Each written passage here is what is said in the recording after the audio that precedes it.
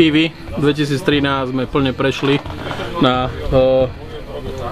nový model rukovete.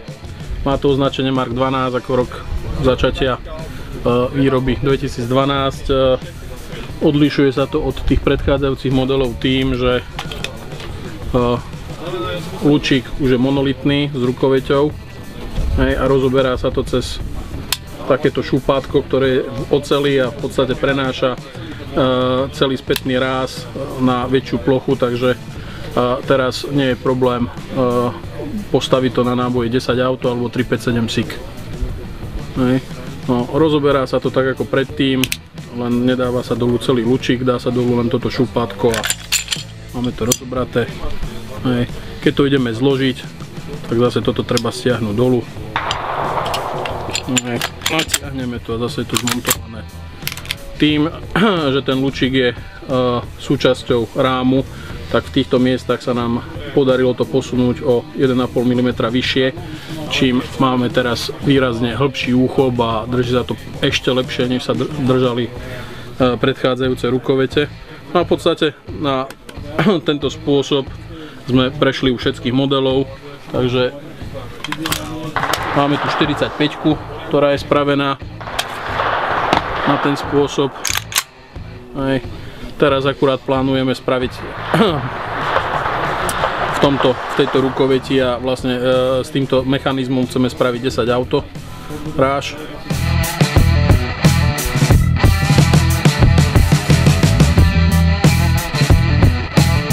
No a prešli sme na novú malorážku.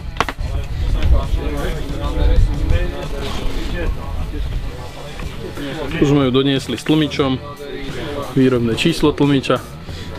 No. Toto je teraz, by som povedal, že najnovšie, čo máme vo výrobe. Som na to veľmi hrdý, je to v podstate po dlhšej dobe jediná malorážka, ktorá má záver spravený z poctivej zbrojárskej ocele.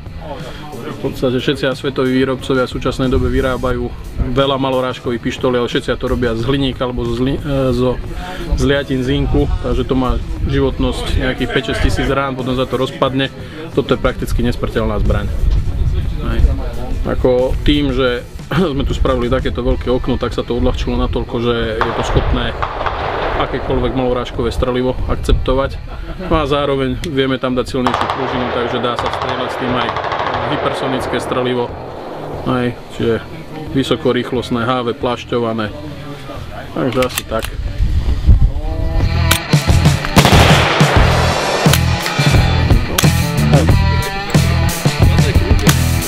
Plánujeme teraz započať vývoj samopalu, respektíve samonabíjacej karabíny na pištolové náboje.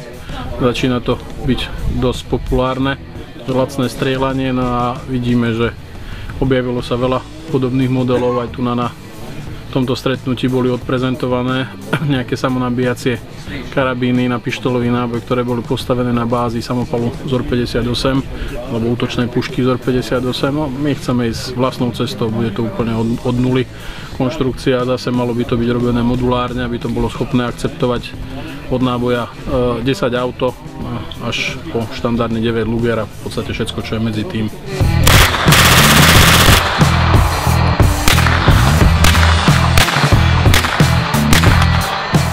Ešte, čo by som rád vašim čitateľom sa pochválil, prebehli teraz majstrovstvá Európy v Portugalsku, no a naše družstvo slovenské vyzbrojené plne pištolových z kalibru v tvrdej konkurencii obhájilo pekné medailové bronzové miesto, boli tretí, takže tešíme sa z toho.